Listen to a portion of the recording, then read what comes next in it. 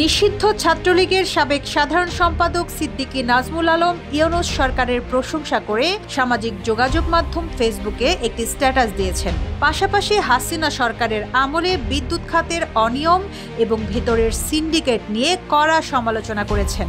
সাবেক বিদ্যুৎ প্রতিমন্ত্রী নসরুল হামিদ বিপুকে সর্বকালের সেরা বিদ্যুৎ চোর বলেও আখ্যা দিয়েছেন তিনি।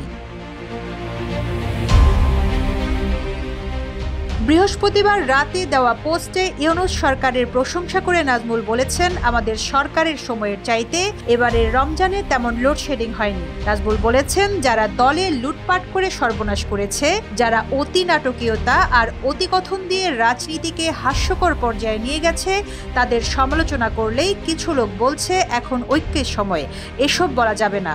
অথচ বাস্তবতা হলো আমরা জীবন দিয়ে দল করি, আর ওরা আবার স্যুট বুট পরে নেত্রীর চারপাশ দখলে নেয়। তারা চায় আমরা চুপচাপ থেকে তাদের সব অন্যায় হালাল করে দেই।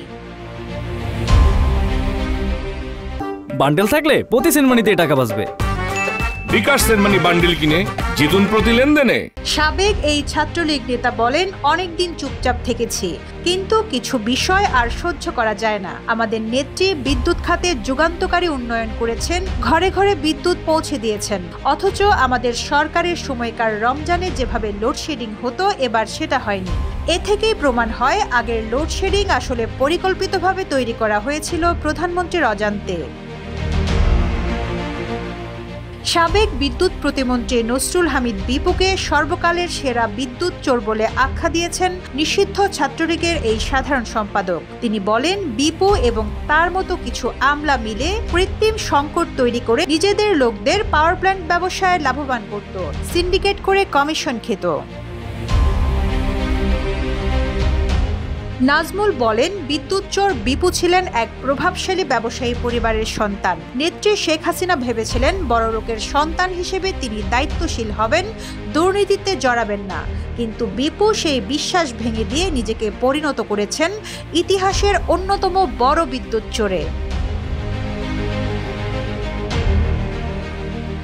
তিনি আরও বলেন, শুধু বিপু নন, তার পুরো পরিবার দুর্নীতিতে জড়িত।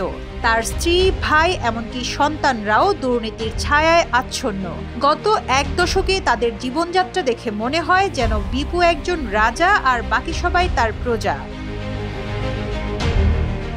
ফেসবুক পোস্টে নাজমুল ক্ষোভ প্রকাশ করে বলেন, শেখ হাসিনা যতদিন বেঁচে থাকবেন ততদিন তিনি রাজনীতিতে থাকবেন, কিন্তু শেখ হাসিনা না থাকলে তিনি আর রাজনীতি করবেন না, এটাই তার স্পষ্ট সিদ্ধান্ত।